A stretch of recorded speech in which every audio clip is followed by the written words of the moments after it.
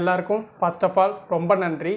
நான் content creation start பண்ணும்போது எனக்கு பெரிய எக்ஸ்பெக்டேஷன் இருந்து என் வீடியோவில் ரீச் ஆகுமா, என்னெல்லாம் யாருனா ஃபாலோ பண்ணுவாங்களான்ட்டு.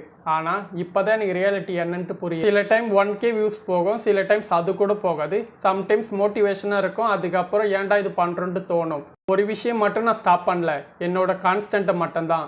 என்னால் முடியும்ன்ட்டு நான் 50 டேஸாக தொடர்ந்து வீடியோ போட்டுகிட்டே இருக்கேன். இந்த 50 டேஸில் நான் வியூஸ் மட்டும் எக்ஸ்பெக்ட் பண்ணாமல் என்னால் கேமரா முன்னாடி பேச முடியும்னு கற்றுக்கிட்டேன். எடிட்டிங் பண்ண இம்ப்ரூவ் பண்ணிக்கிட்டேன். இந்த கான்டென்ட் கிரியேஷனை நெக்ஸ்ட் லெவல் எப்படி எடுத்துன்னு போகலான்ட்டு கற்றுக்கிட்டேன். அதுக்கப்புறம் மோஸ்ட்லி என்னன்னா கான்ஸ்டன்ட்னா என்னன்ட்டு இந்த 50 டேஸில் கற்றுக்கிட்டேன். எனக்கு இன்னும் பெரிய ரிசல்ட் வரல, ஆனால் 50 டேஸ் முன்னாடி இருந்த நானும் இப்போ இருக்கிற நானும் பெரிய டிஃப்ரெண்ட்டாக இருக்குது. இது ஜஸ்ட் 50 டேஸ் ஜேர்னி இல்லை, இது என்னோட பிகினிங். இன்னும் எவ்வளோ நாள் ஆகும்னு தெரியல என்னோட வீடியோ ரீச் ஆக. ஆனால் ஒன் திங் ஷோர், நான் இந்த கான்டென்ட் கிரியேஷன் ஸ்டாப் பண்ண மாட்டேன். இப்போ வரைக்கும் எனக்கு சப்போர்ட் பண்ணுறவங்க எல்லாருக்கும் ரொம்ப நன்றி.